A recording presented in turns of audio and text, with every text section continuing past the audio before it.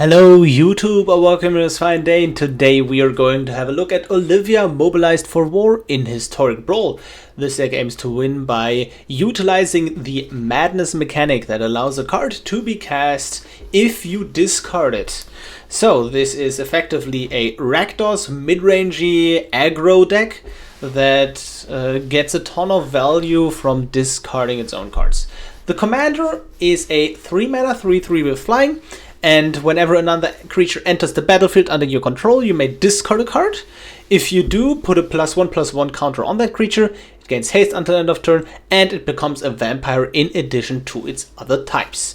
So first and foremost, this is not really a vampire tribal deck. We do incidentally have a bunch of vampires, but I believe the only vampire payoff is it is Falkenrath Gorger. That, you know, is a card that gives madness to all vampires in your hand, equal to their mana cost, which is pretty neat.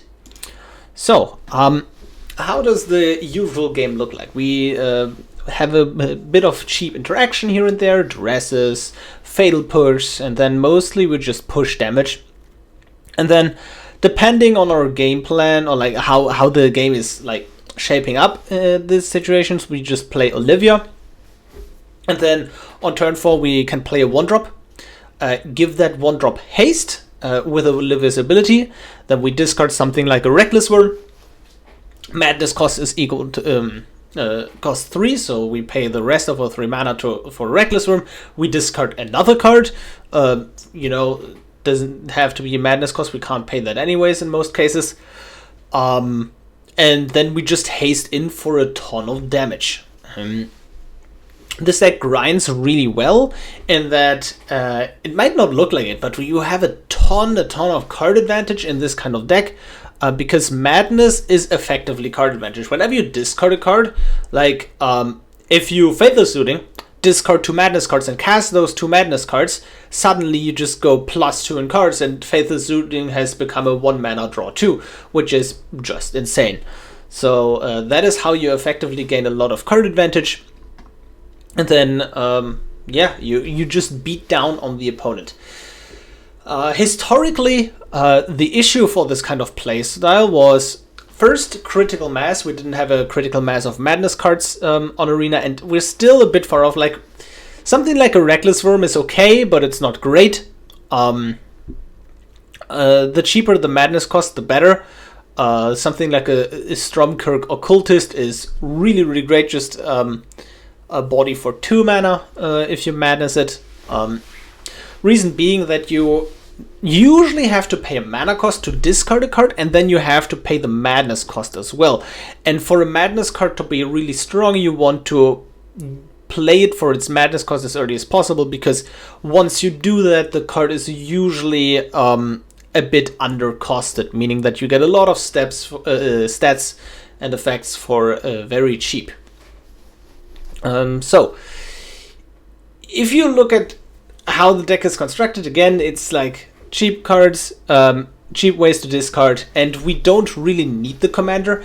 And as I said previously, the deck lacked a commander, and Olivia works, but is not amazing at doing that. But again, Olivia, we have a new commander for the archetype. We got a few new madness pieces with Shadows of Innistrad, and the deck looks much more like a deck now.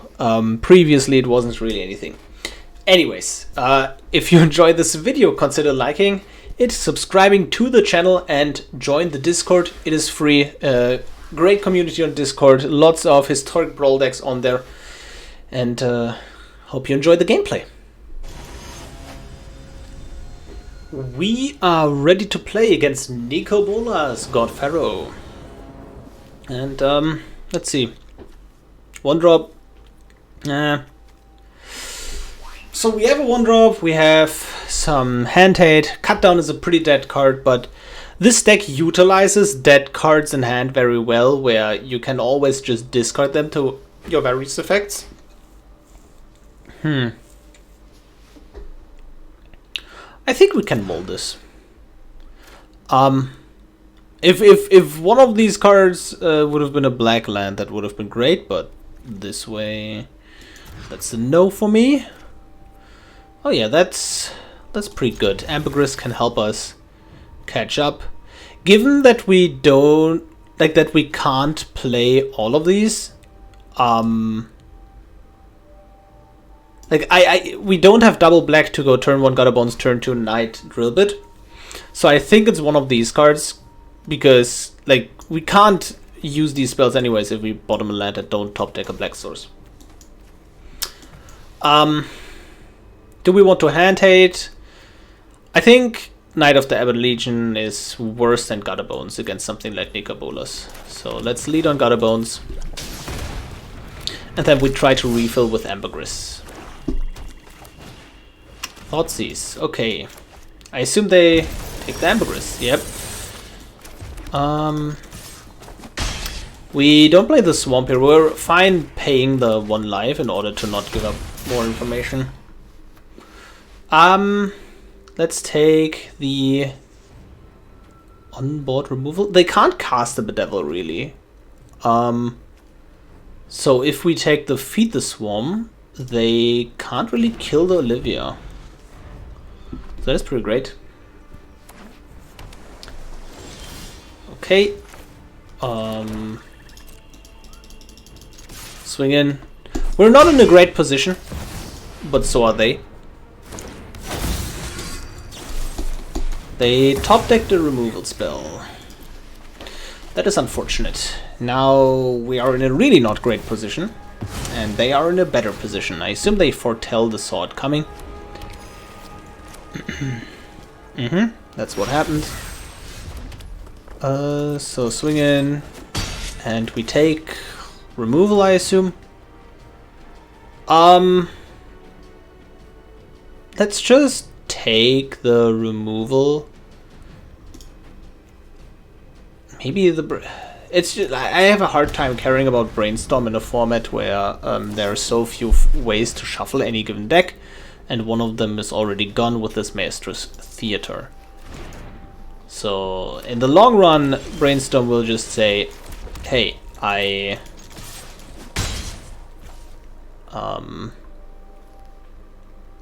draw a card. So do we even cast anything? I think no. Okay, yeah. That's much better for us. And let's see. I think we just Olivia. Do we swing in?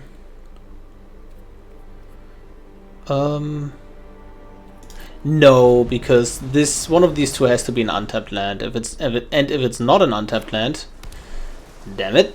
Now they can play Nicobolas, and they should probably plus. They don't. Well, guys, you are about to witness mayhem. Hopefully. Essence Scatter, no mayhem. Do we still just swing in? So, if this resolved, right, and then this gets played, enters the field, then we can discard. We can discard the Skophos Reaver, and then Skophos Reaver enters, and then we can discard the Scrap Heap Scrounger for value. This is a bit awkward. I think we're willing to discard the Scrap Heap Scrounger here, because the card will just like, yeah, we're totally fine if that happens, because if they play Bolas, we just kill it. Or no, it lives at 1, right? Yeah, it's fine. Okay. So are we even supposed to swing in with a recycler? Yeah, I think we are. So swing in at Bolas. Bolas goes to 1. I assume they plus 1 Bolas to find action here. If both of these die, we can bring back... No, this is...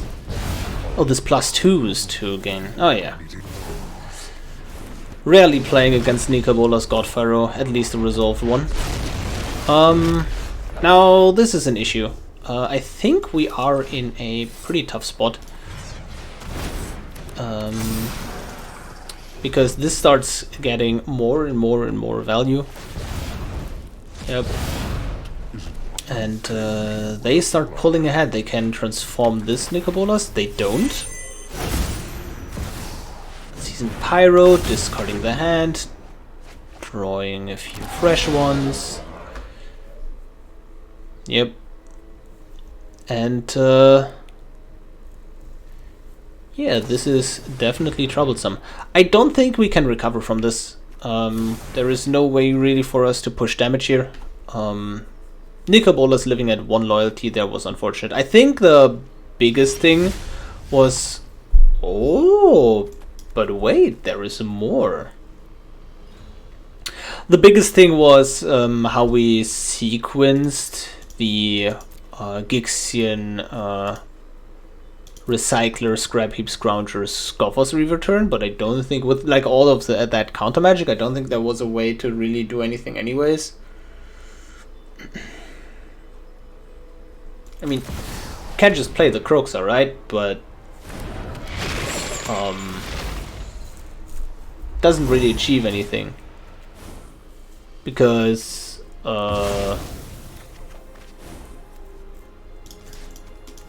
just attack here.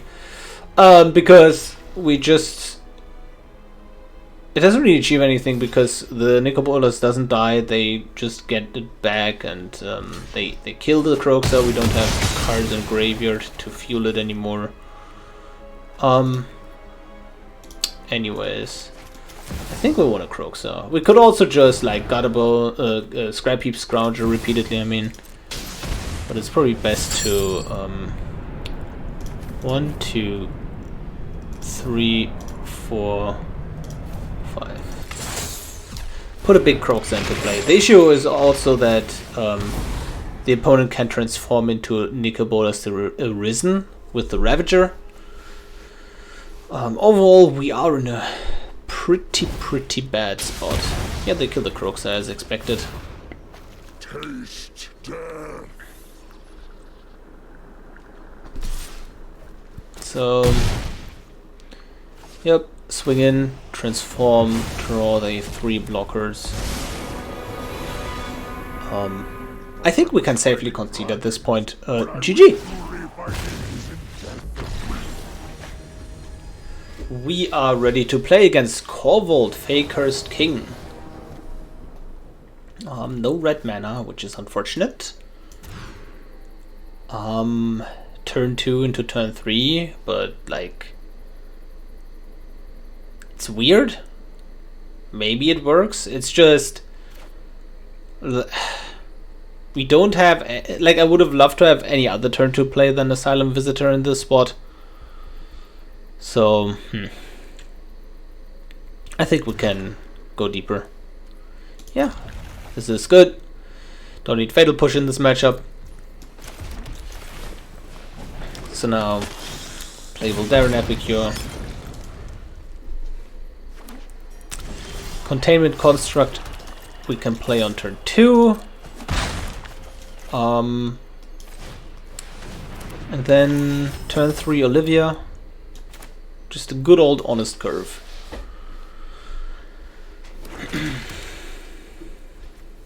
I assume they have a kill spell in this spot.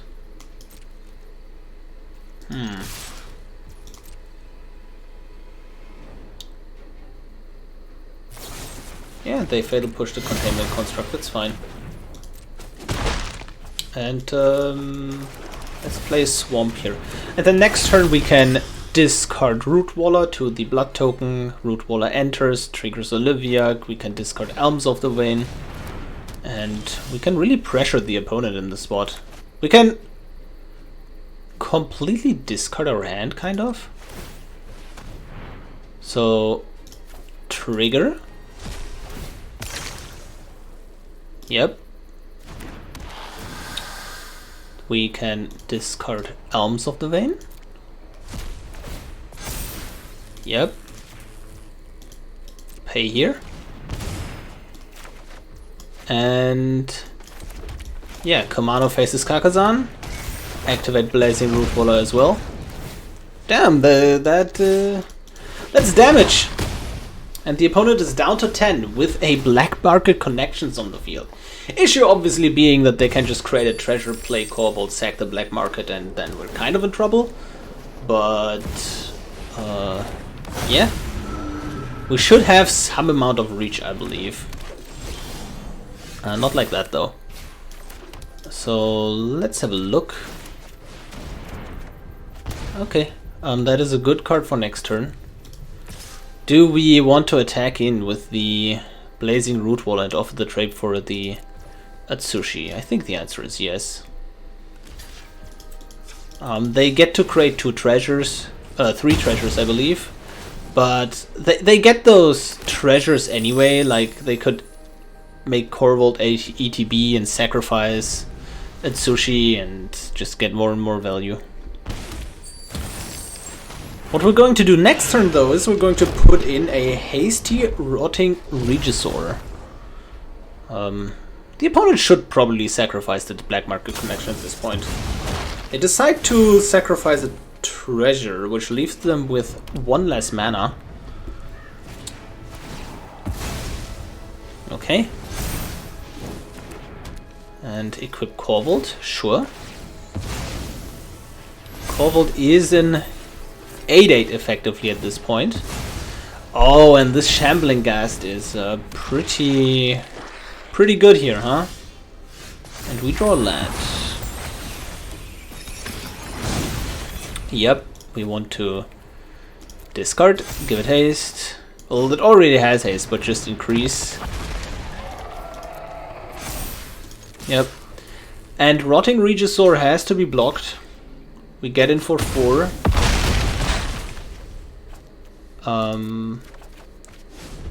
And the Shambling Ghast didn't trigger because of etching of Kumano, where their creatures just get exiled when they die. Diabolic Intent, and they can tutor for something, and with the 5 to 6 mana they have available, I think we are in a lot of trouble. But there are a bunch of cards that could help us out in this situation. Lightning Bolt to finish them off. Fiery Temper, which is just Lightning Bolt with Madness. Lots and lots of good draws. And it really hurts the opponent that they didn't sack the black market connection, because they don't really want to lose more life in this spot. I'm currently thinking what kind of card they could get that can get them a ton of life in this scenario. But let's see. Burn down the house, sure. And yeah, this not a great spot to be in. Should we shock here and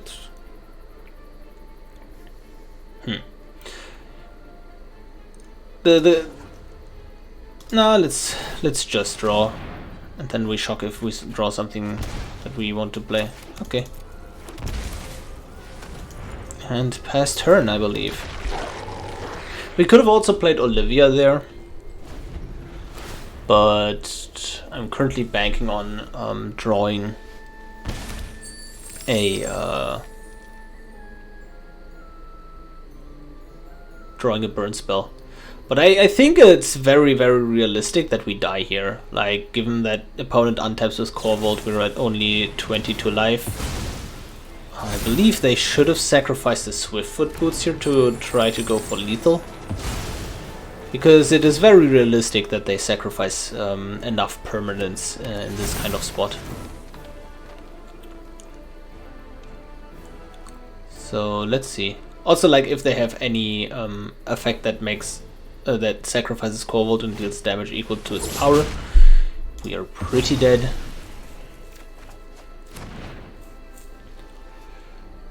So let's see.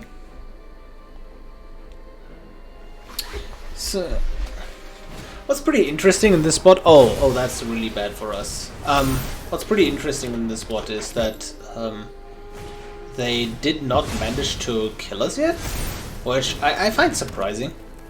Yeah, and they attack, sack, and any kill spell off the top is lethal here. Wow. That's pretty good for us. So we have 2 draws to find something. So there are more kill spells in this spot that...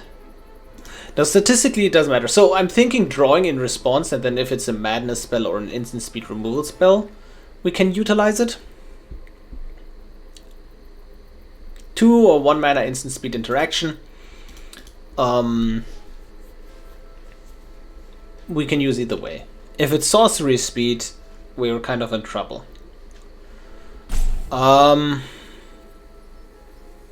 But let's just do this in response. The thing is, if we draw Bloodchief's Thirst as a top card, we get punished. But there are also... But if the top card is a madness card that we would draw, we can't just hardcast it. Okay, that's not good.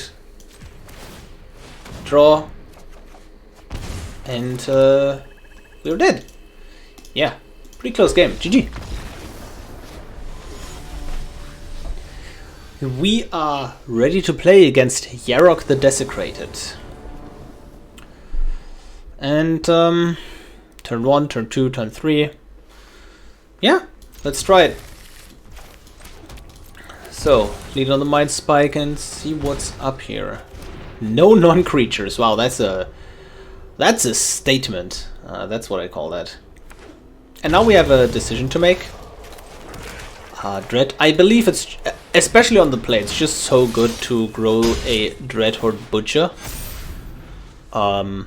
continuously. So, yeah, let's see. Oh, wow.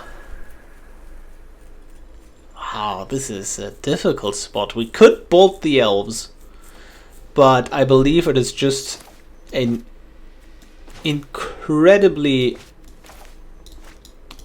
Like, the upside of just playing a Desert Hellion here is insane, because that allows us to discard a Kitchen Imp to the effect. Like, Desert Hellion is similar to Rotting Regisaur, where you draw an upkeep, but if you can't discard it, where you discard an upkeep, but if you can't discard anymore, you sacrifice it. But the more you discard, the more intensity Desert Hellion gets, and then when Desert Hellion leaves the battlefield, you draw cards equal to the intensity, which is pretty nifty if you ask me. So yeah, the idea here is that next upkeep, discard Kitchen Imp, the Madness Imp in, we have Bolt up for additional removal, and we mainly want to stop them from playing Yarok. And since they can't play Yarok next turn anyways, and if they don't ramp here, like, we can still bolt the elves and there is still 1 turn off of Yarok. And honestly, Yarok is just scary because it's a 3/5 Death Touch lifelinker for the most part. Okay, opponent is thinking. That's a good sign, right?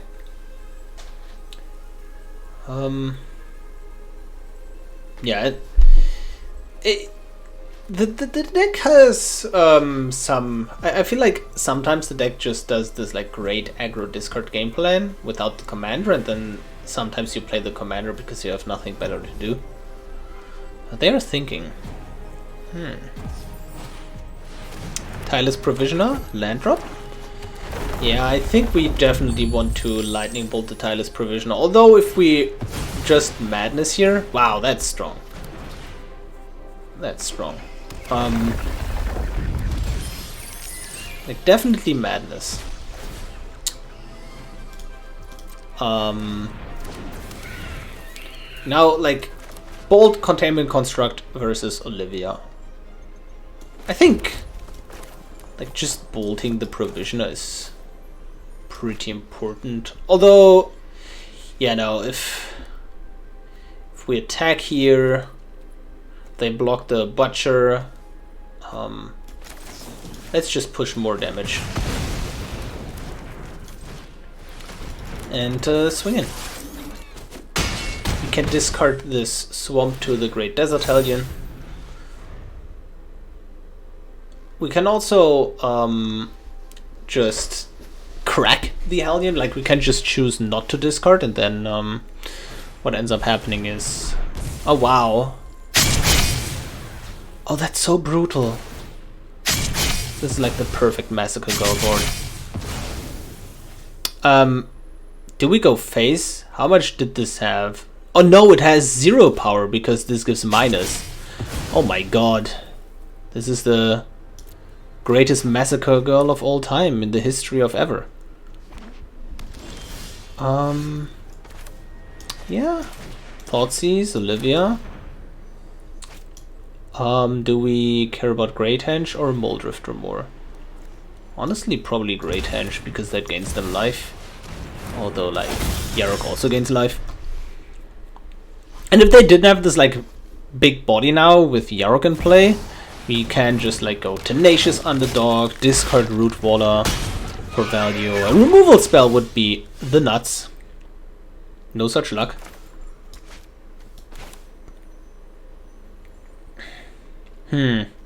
Very tricky spot.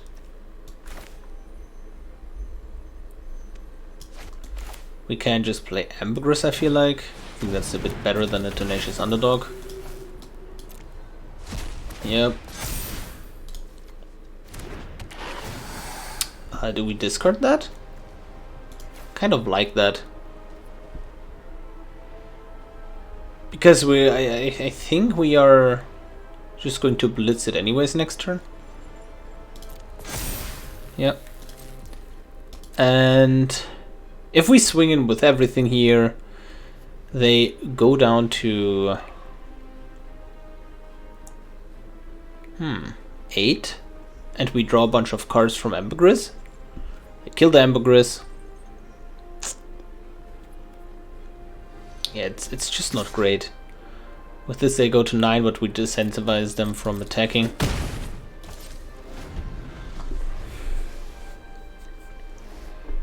So, yeah, now they just evoke Moldrifter, I assume. Oh, this is so much worse.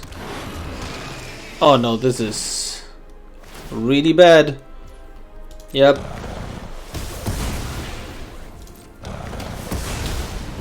And we're completely toast.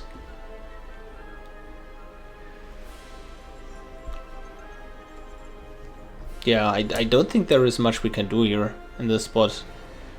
They still just evoke Moldrifter, draw 4. And when that happens, I think we are just like not recovering. Board is overwhelming. I think we can concede here in this spot. GG! We are ready to play against Kaya, Intangible Slayer. Man, if this was anything but a Dragon Skull Summit, I feel like this would have been a keep.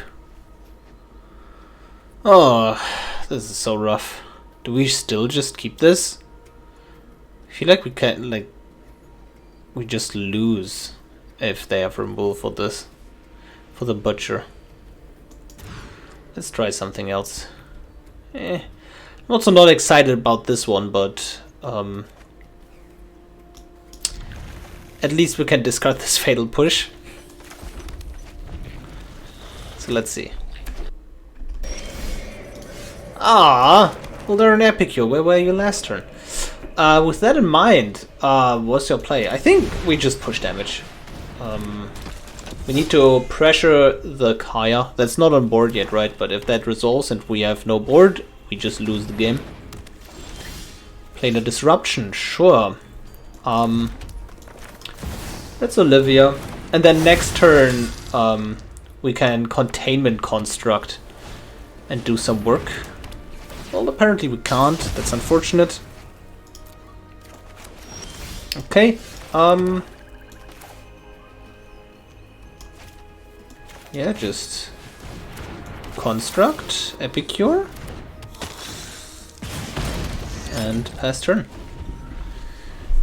And then next turn try to get some value out of the Containment Construct, I assume.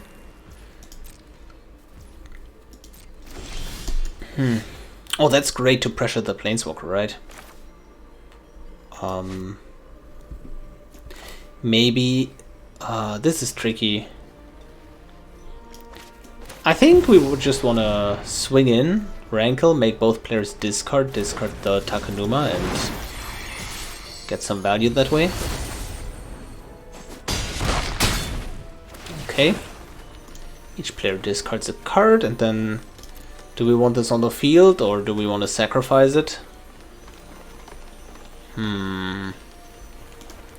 I feel like we want to sacrifice it. Just so we have the option. Okay. So now we get to play this land. Yep. And I would say that's pretty good value. Maybe we even want to, I don't know. Oh wow, they didn't go for the throat that? That's interesting. Maybe we want to discard this Fatal Push. Like, it's pretty useful to, you know, just have something to discard when we need it. Oh wow, oh my god, we got punished so badly. Oh, they just do that. That's pretty neat. Yep. Nice. Draws. 1 mana off though. I think we just play Liliana of the Veil though. Okay. Exile from graveyard. Draw a card. Oh, that's actually a fantastic draw, right? Those who get in my way tend. You won't be outsmarting me. Containment Construct is indeed an MVP here.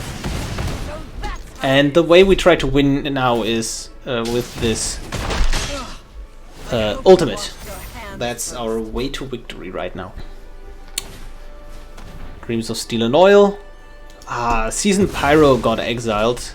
And one of the great... Oh my god, this is hands down the best Dreams of Steel and Oil I have ever seen in my life. It's not even close.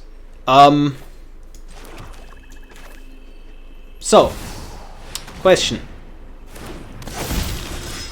Minus. If we minus, we don't even kill it. Just plus. It is plus in time. We all have things we'd rather forget. And then we just want to hit Liliana Dreadhorde General in the air. The issue is, oh well, if they just play Kaya minus Olivia Mobilized for war, we're kind of a Good help is easy big to find. trouble, right? Yeah, this Liliana of the Veil is just 1 mana off. It's just not one loyalty off. We were 1 damage off of killing the Liliana previously, and now we're 1 loyalty off of doing something brutal. Oh, do they just... No way! What? Oh, it comes into play as a flyer, true. Oh, and then they have the Fatal Push. Oh my god. Yeah, we're getting destroyed today. Plus, do this because we're fancy. I mean, Containment Construct did some really cool things. Hello? Thank you. Containment Construct did some really cool things, but ultimately I don't think it will matter too much. This doesn't have a backside. This just dies next turn.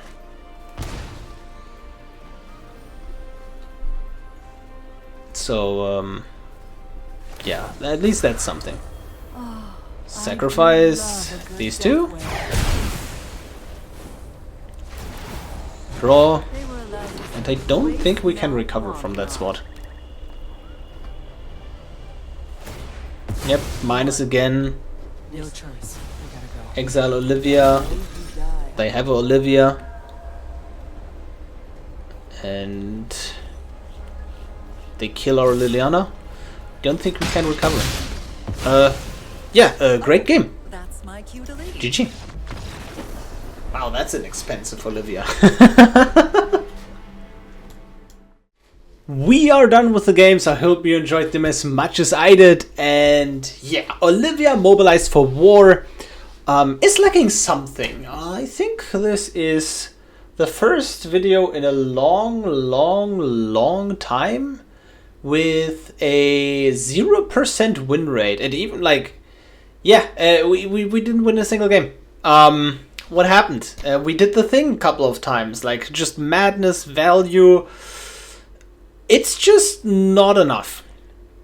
You don't get enough value to outgrind the control decks of the format, and you don't have enough speed to, you know, go under them. So I'm not even sure what this type of deck is good against, except your wildcard count. Anyways, I think, like, regardless of the score, I actually had a lot of fun brewing and playing this deck, but either I have the completely wrong approach, that is, you know, completely valid, or the power level is not there, either from the commander, because let's face it, the commander it does the thing for the deck, it's just not super powerful. Like the commander, you play Olivia and then you usually have to wait a turn because it is super mana intensive to go Olivia, creature, pay madness cost. That is just not going to happen. So you really need to wait another turn for Olivia to do her thing. But honestly, I think it's a mix where there might be some things I'm missing, and like this kind of strategy is just. It's just not there in a way that you want it to be.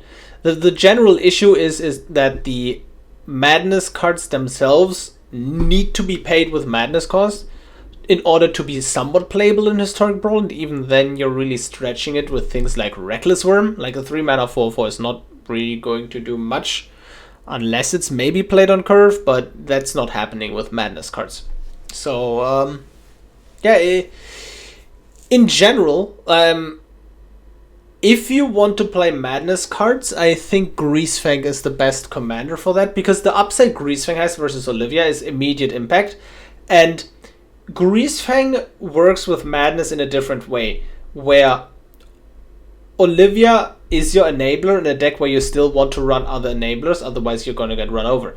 But Greasefang, you play a bunch of enablers, aka turn 1 and 2 self-discard to discard your vehicles. And then you play Greasefang as a payoff, but you also have all these other payoffs. So like a madness deck, no matter the commander, still needs to play a lot of discard in the deck and a lot of madness in the deck. So you would rather have a payoff in your command zone than an enabler, if that makes sense. So, with all that out of the way, if you still want to craft this deck, I think it's I think it's pretty fun. The deck is pretty fun, but I would be surprised if you get over 50% win rate with this deck. Let's have a look at the rares and mythics, and it is really expensive in a way that a lot of cards you only want to craft for this deck. Things like Great Desert Hellion, Bloodhall Priest, Necrogoyf is a pretty niche card, right? Although if you have like mono red aggro lists and mono black aggro lists, you can just combine them here, and they share quite a few cards. And honestly, a lot of madness cards are commons and aren't commons, so I think that's a pretty good plus for this deck. But then again, I'm not sure what you can cut here, because I don't know what's good and what is not good based on the statistics. Although I would say in general, in order to make the deck work just on a baseline, you need a lot of madness cards. So something like a Bloodhall Priest is definitely not the most powerful thing, but you need a critical mass of these. But it's probably better for you to like not care about the madness playing too much in the beginning and just go for aggro. So like your Thought Seizes, your 1-drops, if you want to, like, between Ox and Kroxa, Kroxa is a much, much better card for this aggressive kind of strategy, although for a Madness deck, you want Ox maybe a bit more. Yeah, craft what you feel like. Also, just the general advice, you don't need the utility lands, you really want the color fixing lands. So craft your color fixing, ignore the utility in this deck. You know, that's my standard advice, especially when it comes to 2-color decks. I feel like I repeat that every time at the end of each video. Anyways, I think the deck was a lot of fun. I hope you still enjoyed the gameplay, even though we didn't manage to get a single win. And I will see you in the next video. Goodbye.